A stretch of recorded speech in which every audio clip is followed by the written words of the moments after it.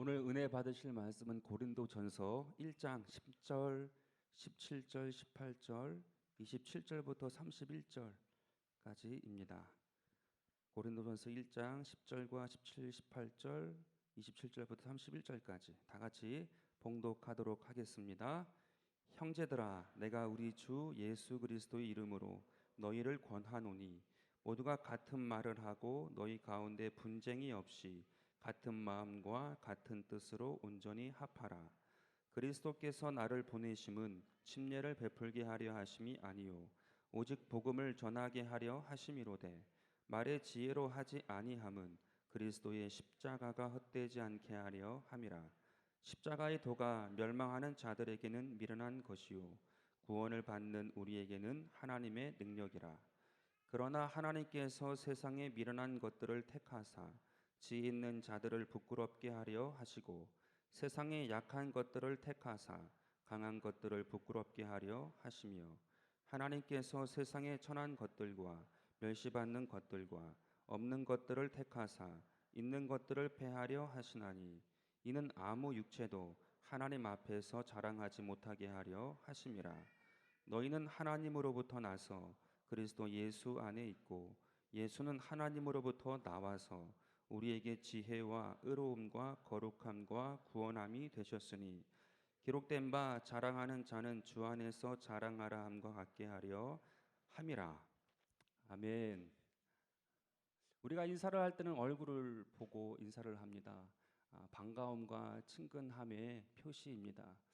여기에 더하여서 얼굴을 보면서 인사한다라는 것은 기억하고 확인하는 그러한 역할이 있습니다. 오늘 본문 말씀 가운데에 사도 바울이 고린도 교회에 서신을 보내죠. 고린도전서 서신을 보냅니다. 고린도 교회 성도들에게 확인하고 싶은 것이 있었습니다. 무엇이냐 하면 예수 그리스도의 십자가다라고 이야기하고 있습니다. 왜 예수 그리스도의 십자가를 확인하고 싶었을까요? 어떠한 문제, 어떤 혼돈이 있다 할지라도 십자가가 확인된다라고 하면 하나님의 자녀로서, 교회의 성도로서 회복할 수 있는 능력이 있기 때문에 십자가를 확인하고 싶었던 것이었습니다. 우리도 마찬가지인 것 같습니다. 우리의 삶의 문제는 다양합니다. 육체적인 질병의 문제가 있기도 하고요, 삶의 관계의 문제, 깨진 문제들이 있습니다.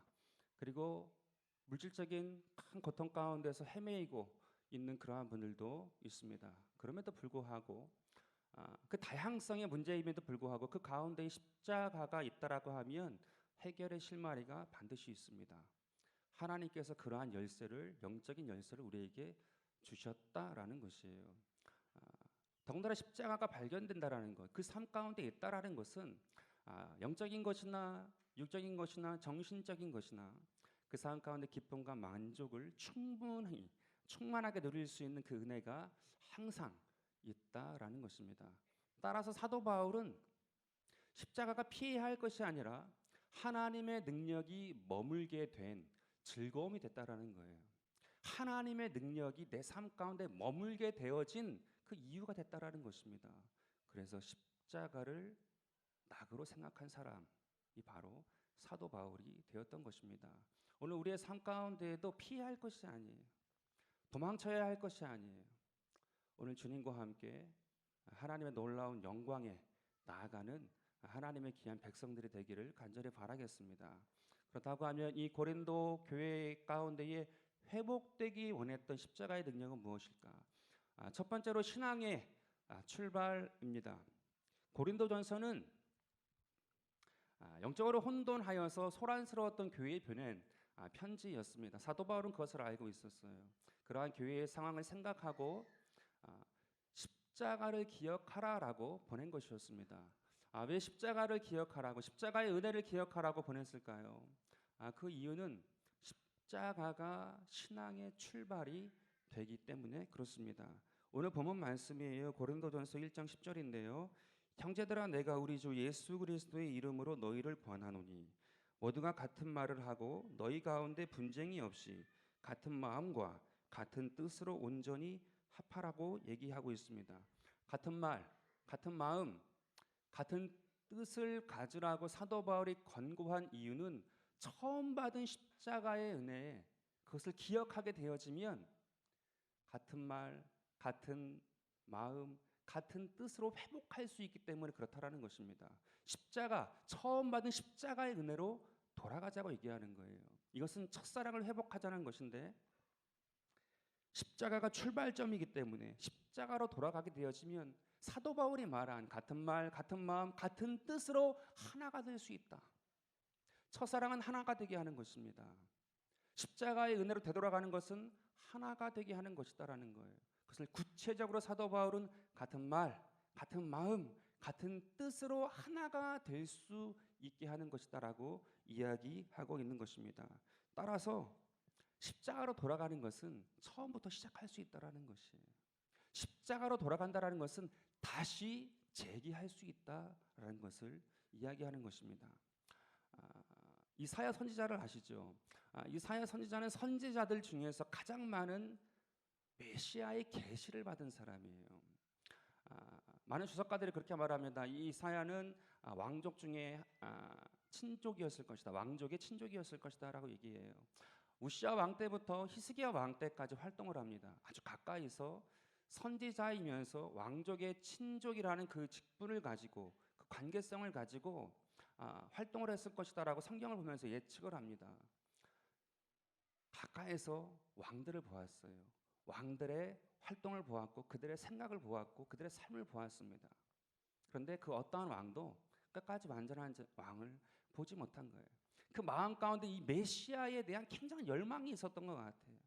가장 높은 곳, 가장 그 왕궁 핵심에 있는 왕들의 삶을 많이 보다 보니까 진정한 메시아는 누구일까라는 영적인 갈망이 있었던 것 같아요. 우시아 왕도 여러분들이 아는 바와 같이 잘 나갔습니다. 잘했습니다. 하나님께 영광을 돌렸어요. 그러나 교만해져서 나중에 본인이 제사를 드리려고 하다가 나병이 걸려버려요. 히스기야 왕도 여러분들이 아시잖아요. 하나님께 잘했습니다. 근데 나중에 15년의 연장을 받고 교만해져요. 다 자기가 이룬 것인 줄 알고 자랑을 해요. 다 보여줘요. 바벨론 사신들한테. 그리고 그의 아들도 그러한 것을 본받고 가장 악한 므낫세 왕, 유다의 어떠한 왕도 이러한 왕이 없었다라고 말한 만큼의 악한 왕이 탄생하게 되어집니다. 이사야는 그것을 보았던 거예요. 진정한 메시아는 누구인가. 그래서인지 이사야서를 보게 되어진 메시아에 대해서 굉장히 구체적으로 기록이 되어 있어요. 메시아의 외모, 메시아의 성품, 메시아는 종으로 오고 그 종인 메시아는 고난까지 받는다라는 것을 굉장히 구체적으로 많이 기록해 놨습니다. 근데 또 하나 우리가 함께 보고자 하는 것은 무엇이냐면 죽음에 대하여 메시아, 모든 것을 회복하고 구원할 메시아가 죽는데 그 죽음에 대하여서 아주 구체적으로 기록을 합니다.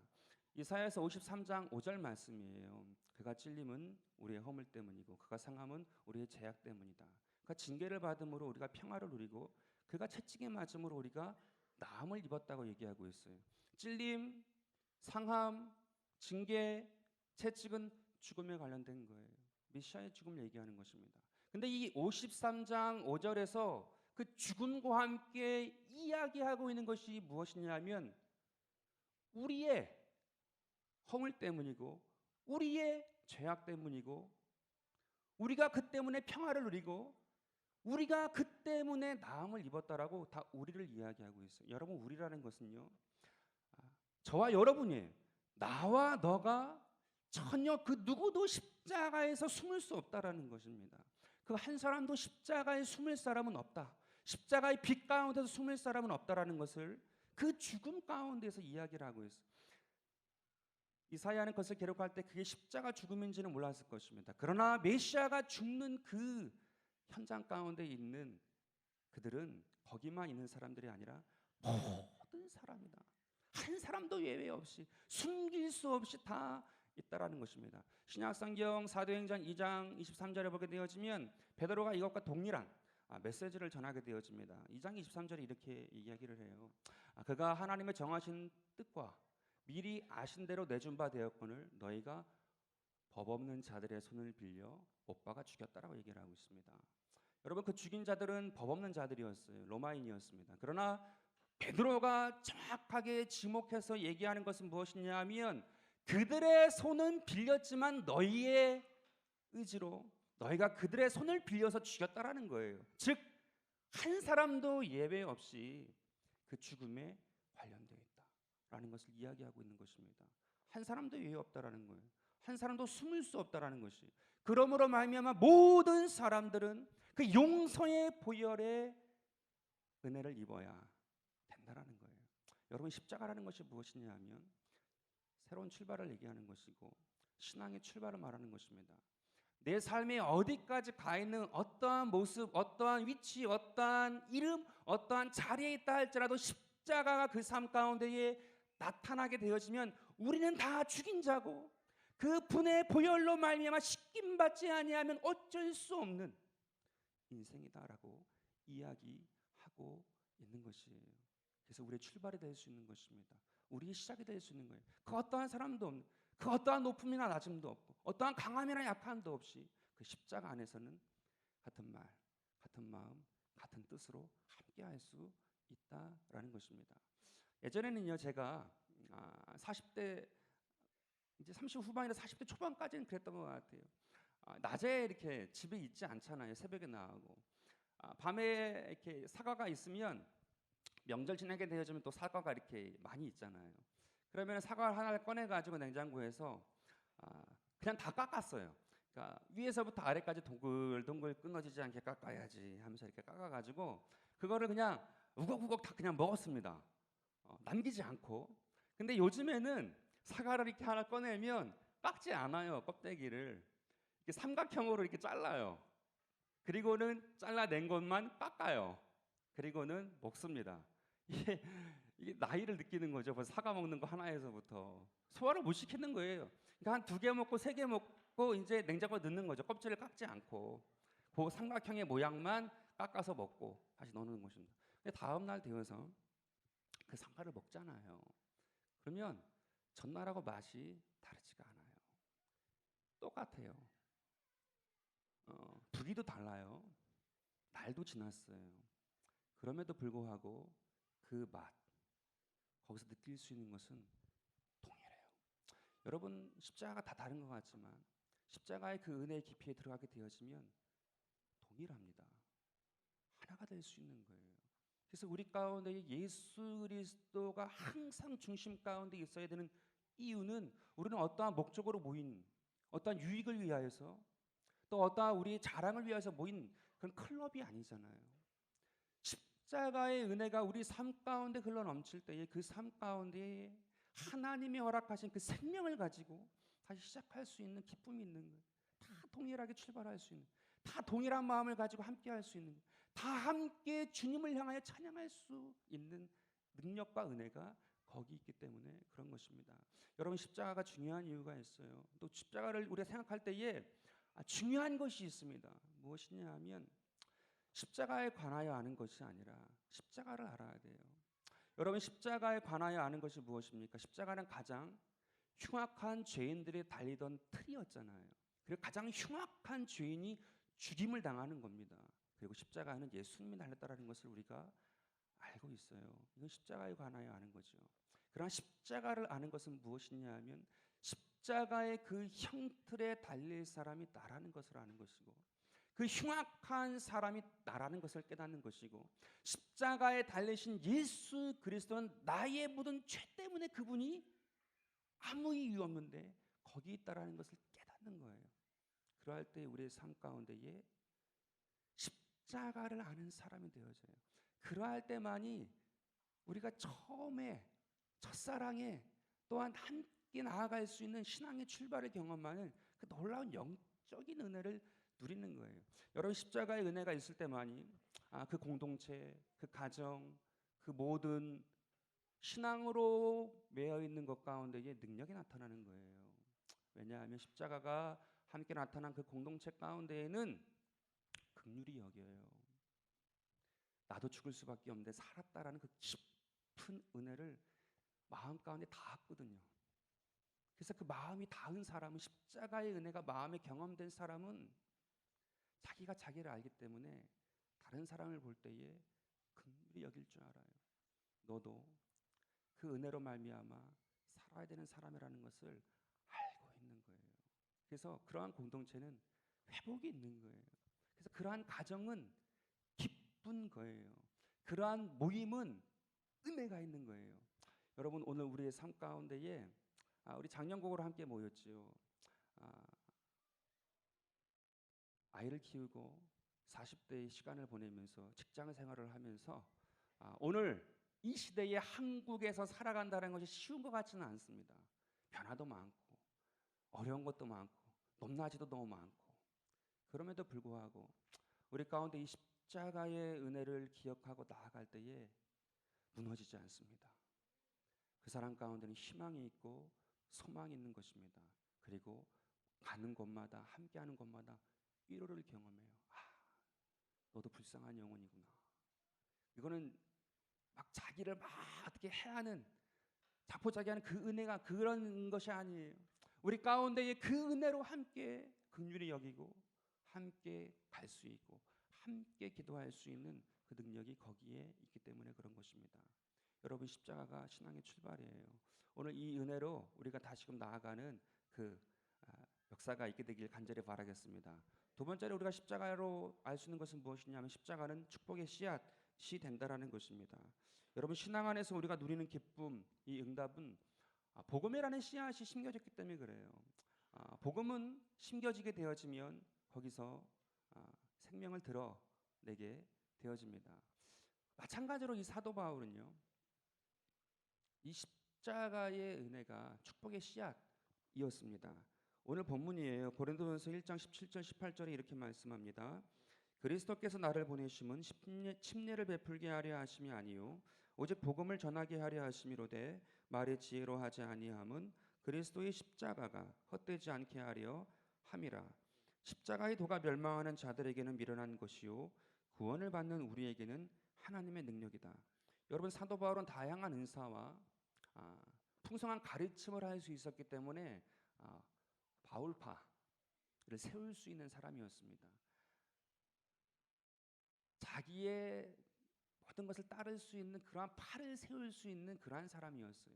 그럼에도 불구하고 이 사도 바울은 미련하다라고 인정받을지언정, 미련한 사람이다라고 소리를 들을지언정 십자가의 복음 위에는 전하지 않겠다고 얘기해요. 왜냐하면 오직 이 십자가만이 사울을 사도 바울이 되게 했거든요.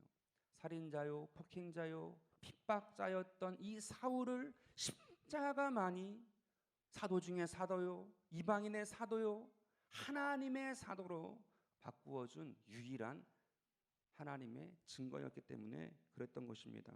예수 그리스도가 날 위해 십자가에 죽었다라는 그 복음, 그 씨앗이 있기만 하면 이 사도 바울은 알았던 거예요. 어디서나 풍성한 열매가 맺힐 것이다. 여러분, 우리가 십자가를 묵상할 때에 알아야 할 것이 있습니다. 착각하지 말아야 할 것이 있어요. 무엇이냐면 고난은 다 축복의 전주곡이라고 하잖아요. 근데 고난이 다 축복의 전주곡이 되지 않습니다. 고난 가운데에 내가 그것을 피하지 않고 받아들일 때만이 그 고난이 축복이 되는 거예요. 억지로 진 십자가라 할지라도 피하지 아니하고 내가 짊어질 때만이 그것이 내 삶 가운데에 십자가의 고난이 되어서 축복이 되어지는 것입니다. 이것이 무슨 말이냐 하면 사도 베드로가 굉장히 정확하게 베드로전서 2장 20절에 우리에게 이야기하고 있습니다. 그러나 선을 행함으로 고난을 받고 참으면 이는 하나님 앞에 아름답다. 선을 행했는데 고난을 받고 참으면 이것은 하나님 앞에 굉장히 아름답다라고 해요. 저는 처음에 이 말씀이 이해가 되지 않았어요. 왜냐하면 하나님이 뭐 세디스트라고 하잖아요. 막 가학하고 안 되고 막 혼내는 것에 즐거움을 느끼시는 것이냐. 왜냐하면 선을 행했는데 고난을 받고 참으면 하나님이 아름답게 보신다. 이게 이해가 안 되는 거예요. 고난을 받고 참는 것을 하나님께서 아름답게 여기시는 것입니다. 더군다나 선을 행했는데 고난을 받는 것이 얼마나 역설이에요. 말이 안 되는 얘기잖아요. 근데 고난을 받고 참으면 이는 하나님 앞에 아름답다. 이해가 안 되는 거예요. 기도하는 중에 알게 되었습니다. 어떤 거냐 하면 여러분 씨앗이 있어요. 이 씨앗이 그냥 씨앗이 있을 때는 그냥 볼품이 없죠. 그러나 땅에 심겨지고 싹이 날 때에 반드시 씨앗은 씨앗에게는 썩는 거잖아요. 죽는 것입니다. 근데 씨앗이 죽어서 싹이 나게 되어지면 때가 되어서 자라고 열매를 맺게 되어져요. 여러분 이것은 아름다운 생명의 신비인 거죠. 죽음과 함께 생명의 역사가 나타난 거예요. 이 베드로는 정확하게 십자가의 의미가 무엇인지 안 것 같아요. 여러분 우리가 영광만 취하는 것도 잘못된 것이지만 고난만 취하는 것도 잘못된 것이에요. 그러나 하나님께서 우리의 삶 가운데 십자가로 말미암아 고난과 영광을 얻는 것을 보실 때에 하나님은 참 아름답구나. 그러므로 선을 행함으로 고난을 받고 참으면 십자가의 고난과 열매까지 주님은 보시고 아름답구나라고 이야기하신 것을 깨닫게 되었어요. 이 베드로는요 십자가가 무엇인지 정확하게 한 거예요. 우리는 영광만 때로는 취하려고 합니다. 우리는 때로는 고난 가운데서 내 삶을 맨날 규정하려고 해요. 근데 그것이 아니라 진정한 십자가의 아름다움은 무엇이냐 하면 고난과 함께 영광이 있는 것을 볼 수 있는 눈이에요. 그것을 믿는 마음이에요. 그것을 살아가는 삶이에요. 고난이 있지만 주님께서 내 삶 가운데에 반드시 영광으로 함께 하실 것이다라고 믿는 그 순간 우리는 하나님 앞에 아름다운 존재, 하나님이 또 우리 삶 가운데 그것을 원하시는 것이다라는 것을 사도 베드로는 이 베드로전서 2장 20절에 정확하게 기록을 하고 있어요. 여러분 제가 얼마 전에 한번 제가 처음으로 겪었던 십자가에 대하여서 이야기를 했어요. 억지로 진 십자가죠. 제가 진 빚이 아니죠. 물론 저가 많이 그걸 또 제가 어떤 하는 거에 썼겠지만 저희 부모님에 대한 것을 제가 감당하게 되었거든요. 1년 동안 이자를 갚고 원금을 갚고. 근데 그것이 끝난 다음에 어떠한 일들이 있었냐 하면 제가 때때로 한 번씩 던져준 적이 있어요. 간증 가운데. 첫 번째는 결혼한다고 하니까 집이 해결이 됐어요. 계약금 300만 원도 내지 않고 매달 12,000원 정도 내가지고 한 15만 원 안에서 1년을 살았어요. 아무 돈도 안 내고. 집이 그렇다고 해서 초가집을 산 거 아닙니다. 하여튼 그 신혼부부들이 살 수 있는 그래도 얼마 되지 않은 빌라에서 살았거든요. 1년 동안 아무 돈도 내지 않고. 그리고 그 다음 1년이 지나서 그 집도 문제가 해결돼가지고 이사 갈 때에 그때도 돈이 안 됐어요. 1년 지나서도. 그런데 은행에 한 번도 일면식이 없는 그 직원이 뒤에 있던 분이 나오셔가지고 제 보증인이 되셨어요. 지금 생각해보면 전 천사죠. 저한테는 한 번도 대화해 본 적도 없고 본 적도 없는 그 사람이 저희 보증인이 돼가지고 담보를 서준 거예요. 제 인생에. 그리고는 대출을 받게 해줬어요. 그 이후로 저는 그분을 한 번도 본 적이 없습니다. 전화를 통화해 본 적도 없어요.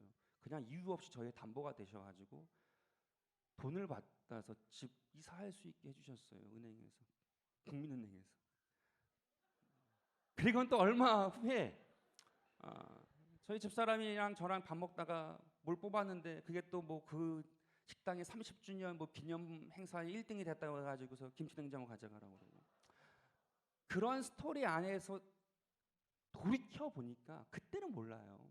그때는 몰랐는데 지금 한 15년 가까이 돌이켜 보니까 하나님이 아름답게 하시는 거구나. 근데 더 아름다웠던 것은 뭐냐 하면 제가 막내입니다. 우리 집안에. 근데 제가 결혼한 다음에 3년 안에 저희 누님들 2명이 시집을 갔어요. 누님들이잖아요. 나이들이 30 중반에서 30대 후반이었어요. 가망이 없었습니다. 저희 집안의 재정 상태로는 가망이 없었고 외모 상태로도 가망이 없어요. 이거 어떻게도 가망이 없는 건데 제가 일단 그것을 돌파하고 나니까 되는 거예요.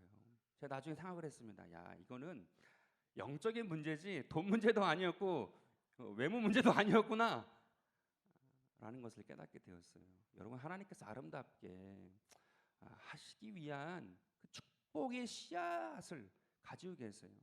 여러분 아까 처음에 제가 말씀드리다가 말았죠. 무엇이 십자가 가운데 중요하냐, 십자가 착각하면 안 되는 거냐 하면 우리가 고통받는 것을 다 십자가다라고 말하면 안 돼요. 우리가 잘못했기 때문에 받는 십자가는 죄값을 받는 거거든요.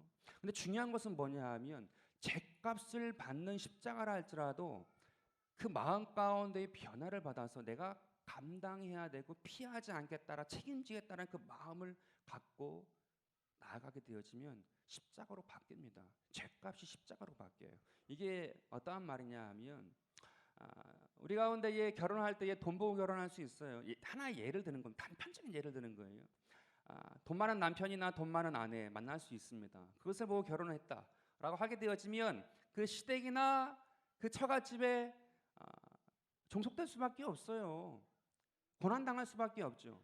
제가 예전에 김양재 목사님 목사님 되시기 전에 간증 들어보니까 어떤 잘 사는 의사집에 며느리로 들어가서 한 10년 이상을 허리 걸레질만 했다라는 얘기 들은 적이 있어요. 대가를 치르는 겁니다. 그 선택에 대한 대가 치르는 거예요. 그런데 중요한 것이 무엇이냐면 그 과정 가운데에 그냥 그거는 그냥 대가를 치르는 것인데 어느 순간인가 깨닫기 시작하는 거예요. 뭐냐하면 돈 많은 수많은 남자 중에 돈 많은 수많은 여자 중에 하나님이 이 여자를 만나게 하셨구나. 그렇잖아요. 어찌 보면. 그리고 나는 정말 힘들고 피하고 싶고 도망가고 싶지만 나에게 귀한 자녀가 있다라고 하면 이건 또 하나님의 은혜와 섭리가 아니고는 해설이 안 되는 거거든요. 그 수많은 사람 중에 만났고 그 많은 다른 아이들이 많은데 이 아이를 나에게 주셨다. 아이고 하나님께서 나에게 맡기신 것이 아닌가라고 내 마음을 새롭게 하고 그것을 내가 피하지 않고 감당하려고 하게 되어지면 그 죗값이요 십자가로 바뀌는 거예요. 달라진 건 없어요. 근데 그 마음 가운데에 하나님을 기억하고 내가 피하지 않고 감당하려고 할 때에 그것은 십자가로 바뀌는 것입니다. 인생이 바뀌는 거예요. 여러분 우리가 십자가를 감당할 때에 중요한 또 하나의 사실이 있습니다. 뭐냐 하면 자기 연민을 가지면 안 돼요. 여러분 십자가는 처음부터 모든 사람 다 같이 지지 않습니다. 누군가 한 명이 지는 거예요. 가족이라고 하면 누군가 한 명이 은혜를 받습니다. 그 한 사람은 십자가를 지어요. 공동체가 있습니다. 그 공동체를 세우고 지탱하기 위해서 누군가 한 명이 먼저 십자가를 지는 거예요. 근데 그 십자가를 지면서 그 십자가의 은혜가 함께 공유되고 더 한 명이 더 늘고 더 많은 사람들이 함께 되어지면 더 기쁘겠죠. 근데 중요한 것은 먼저 지는 그 한 사람이 있다라는 건데 그 한 사람한테 가장 중요한 적이 뭐냐 하면 자기 연민이에요.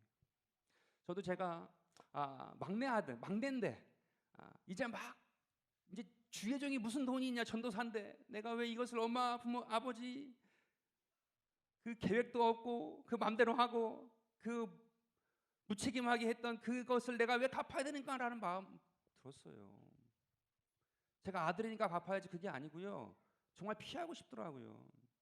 그런데 제가 해야 되는 거 같은 거예요. 분위기상 억지로 지는 거죠. 처음에는 그랬습니다. 그렇지만 끝까지 피하지 않고 마무리를 졌단 말이죠. 근데 그 마무리 짓기까지 제 마음 가운데에 내 연민이 있어요. 내가 왜 주의 종이 돼가지고 주변 사람들 다 주의 종이니까 그렇게 하는 게 당연하다라는 식의 얘기도 있고 네 혼자 아들이니까 네가 해야 된다는 그런 말도 듣게 되어지니까 저는 막 불불 끓죠. 근데 그것은 자기 연민이에요. 십자가를 짓게 되어지는 그 당사자는 하나님이 아름답게 보시는데 우리 가운데 가장 큰 적은 무엇이냐 하면 자기 연민이에요. 내가 불쌍해 보이는 거예요. 내가 왜 이것을 해야 하는가? 내가 왜 이것을 감당해야 하는가? 내가 왜 이 시작을 해야 하는가? 피하고 싶어요.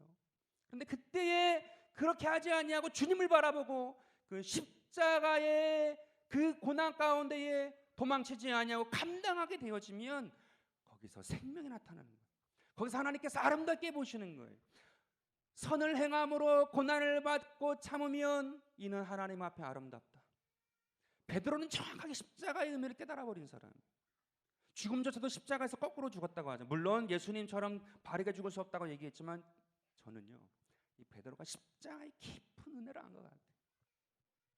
진정한 아름다운 것이 무엇이냐 하면 자기 혼자 시작하는 것 같고 자기 혼자 지는 것 같고 자기 혼자 버려진 것 같은 그 십자가의 그 길 앞에 도망치지 아니하고 나갈 때 하나님이 아름답게 여기시고 그 삶 가운데에 천배 만배. 고린도전서 2장 9절 가운데 그렇게 말을 하고 있습니다. 기록된 바 하나님이 자기를 사랑하는 자들을 위하여 예비하신 모든 것은 눈으로 보지 못하고 귀로 듣지 못하고 사람의 마음으로도 생각하지 못했다고 얘기하고 있어요. 그게 십자가예요. 그 십자가를 감당하고 나가고 있는 사람인 거예요. 야, 너는 왜 그만큼 못 사냐? 라고 이야기할 수 있습니다. 남편한테, 아내한테, 자녀한테, 내 공동체에 있는 지역장한테, 구역장한테, 성도한테, 주의종에게 얘기할 수 있어요. 그러나 그것을 알고 십자가가 무엇인지 아는 사람은 그 말보다도 그 삶이 먼저 나아갈 때에 그 삶을 하나님께서 아름답게 모시고 그 삶 가운데에 눈으로 보지 못하고 귀로 듣지 못하고 마음으로도 생각하지 못한 그 놀라운 하나님의 열매, 신비의 아름다운 열매로 허락하시겠다라고 약속하신 것이에요. 오늘 여러분들 가운데에 그 은혜와 은총이 있게 되실 간절히 바라겠습니다. 얼마 전에 그러한 마음이 들어왔어요. 자꾸 염려되는 거예요. 제 마음 가운데 염려되는 거. 어떠한 일로 인해 가지고 왜 내가 이것을 해야 하는가라는 염려이 들어오는 거예요. 근데 주님께서 기도 중에 그러세요. 제가 고3 때에 이제는 내가 내 살 길을 찾아야겠다라고 깨달은 게 고3 때였어요. 너무 늦어요. 뭔가 모르게 늦습니다. 제가 12월생이라 그런가 뭔가 모르게 늦어요. 고3 되어가지고 깨달으면 1년 동안 뭘 어떻게 하겠다고. 근데 고3 때 깨달은 다음에 날마다 도서실에서 이제 공부하기 전에 이제 성경을 항상 봤는데 근데 항상 먼저 봤던 것이 있어요. 강하고 담대하라 여호와를 바라는 너희들아. 이게 시편 31편 마지막 절입니다. 24절. 그 말씀은 제 고3 때에 강하고 담대하라 여호와를 바라는 너희들아. 근데 그 연민이 다가오는데 얼마 전에 그 당시 그때 내가 나를 단돌이 하고 말씀으로 승리케 했던 그것을 기억하게 하시더라고요. 강하고 담대하라 야훼를 바라는 여호와를 바라는 동주야. 그 마음을 주시는 거예요. 십자가를 깨닫고 그것을 가는 사람은 많지 않아요. 저분문이에요. 그러나 그것을 깨닫고 가는 사람 가운데는 자기 연민의 그 걸림돌을 넘으셔야 돼요. 그리고 그것을 넘고 나아가는 사람 가운데는 하나님께서 아름답게 하십니다. 하나님께서 복을 주셔요. 여러분, 이것이 고린도 교회 가운데에 사도 바울이 회복하길 원했던 십자가의 능력. 두 번째, 십자가는 축복의 씨앗이었다. 세 번째로 십자가의 능력 말하는 것은 무엇이냐면 자랑이 됐다라는 거예요. 자랑이. 십자가가 회복되어지면 진정한 소망이 생겨요. 오늘 본문 말씀 가운데 이렇게 말합니다. 1장 27절부터 29절인데요. 그러나 하나님께서 세상에 미련한 것들을 택하사 지혜 있는 자들을 부끄럽게 하려 하시고 세상에 약한 것들을 택하사 강한 것들을 부끄럽게 하려 하시며 하나님께서 세상에 천한 것들과 멸시받는 것들과 없는 것들을 택하사 있는 것들을 폐하려 하시나니 이는 아무 육체도 하나님 앞에 자랑하지 못하게 하려 함이라. 십자가가 나에게 있다라는 것은요, 나의 모든 것이 의미 있고 가치가 있게 됐다라는 것입니다. 강한 것은 섬기고 겸손하게 하는 도구가 되어져요. 약한 것은 능력의 도구가 되어지는 것입니다. 십자가가 나에게 있다라는 것은 무엇이냐면 자랑이 되었다라는 거예요. 내 삶이 자랑이 되었다라는 거예요. 나에게 있는 모든 것이 자랑이 되었다라는 거예요. 제가 초등학교 5학년 때 여의도 순복음교회에 왔습니다. 이전에도 신앙생활 했어요. 감리교회에서 오랫동안 신앙생활했고 그 교회에서 엘리트 코스를 밟았습니다. 그 1학년 때 뭘 외워야 되고 2학년 때 뭘 외워야 되고 3학년 때 뭘 외워야 되고 주기도문과 사도신경 막 손들어서 막 합격받고 너가 에이스다 막 도장 받고 막 그랬던 적이 있어요. 그러다가 여의도 순복음교회 5학년 때 왔습니다. 근데 그때 깨달은 게 뭐냐 하면 이 교회에는 모든 걸 다 자랑하는구나. 기도를 해도 큰 소리를 하고 죄를 고백해도 큰 소리를 하고 방언을 얼마나 더 크게 하고. 제가 그 해에 그 8월 달에 제가 방언 받았어요. 5학년 때. 그러니까 여의도 순복음교회 DNA가 뭐냐? 자랑이 된 십자가예요. 여러분, 좋으신 하나님, 오중보험과 삼중 축복, 중생과 축복과 성령의 축복과 치료의 축복과 축복의 축복과 그 다음에 다시 오실 재림의 축복이 오중복음이잖아요. 영혼이 잘되고 범사가 잘되고 강건케 하는 삼중 축복 아닙니까? 그리고 생각뿐 믿음만, 이 4차원의 영성이에요. 거기다가 절대 긍정과 절대 감사, 이것을 싹 포괄하지 아니하면 안 되잖아요. 근데 이 모든 것이 어디서 왔는가 하면 십자가에서 온 것인데 이 십자가를 자랑한 것이 우리의 DNA구나. 십자가로 말미암아 좋으신 하나님이신 것을 깨달은 거잖아요. 그 아들을 죽음으로 내주신 거잖아요. 자랑이 된 십자가를 가지고 있는 그 신앙 가운데 가장 강력한 하나님의 역사와 능력과 성령의 기름 부으심과 함께 하시는 능력이 나타나신 거예요. 깨달은 거예요. 알게 된 거예요. 자랑이 된 십자가예요. 여러분들의 삶 가운데 부끄럽고 숨기고 싶고 알리고 싶지 않고 여기 나오기 싫게 하는 그 무엇이 있습니까? 순복음 성도 됐어야 돼요. 순복음 성도 안 된 겁니다. 순복음 성도가 아직 안 된 거예요. 여기 나오셔가지고 해결을 받아야 되는 것입니다. 자랑이 된 십자가가 되셔야 돼요. 나의 약한 것이 능력이 도구가 된 것을 경험하셔야 돼요.